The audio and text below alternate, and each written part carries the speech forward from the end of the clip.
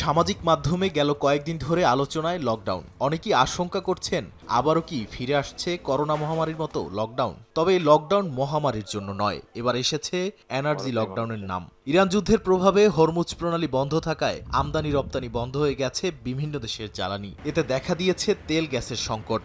মোকাবিলায় নেওয়া হচ্ছে নানা উদ্যোগ, তবে বিপাকে পড়ছেন সাধারণ মানুষ।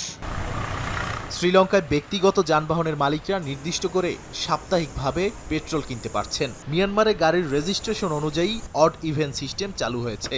বেশিরভাগ পেট্রোল পাম্পই বন্ধ। ভুটানে জেরিক্যান বিক্রি নিষিদ্ধ করা হয়েছে। স্লোভাকিয়া ও স্লোভেনিয়ায় সরকারি ক্রয়সীমা আরোপ করা হয়েছে।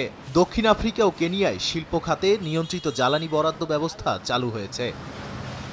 পাকিস্তানের সরকারি কার্যালয়গুলোতে চলছে 4 দিনের কর্মসপ্তাহ। জ্বালানি বরাদ্দ কমানো হয়েছে 50%। ফিলিপিন্সে সিভিল সার্ভেন্টরা 4 দিনের কর্মসপ্তাহে কাজ করছেন।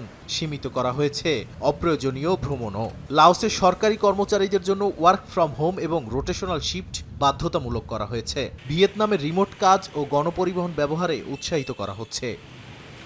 নিউজিল্যান্ড সরকার সপ্তাহে একদিন কার ফ্রি ডে পুনরায় প্রবর্তনের কথা ভাবছে। ভিয়েতনামে গণপরিবহন ব্যবহারের প্রতি জোর দেওয়া হচ্ছে। এ ধরনের পদক্ষেপগুলো মূলত যানজট ও জ্বালানি ব্যবহারের চাপ কমানোর উদ্দেশ্যে। মিশরে শপিং মল ও রেস্তোরাঁ রাত 9টার আগে বন্ধ করতে বলা হয়েছে। সরকারি ভবনও সন্ধ্যার আগেই বন্ধ করা হচ্ছে। বিজ্ঞাপনের বোর্ডগুলো বন্ধ রাখা হয়েছে।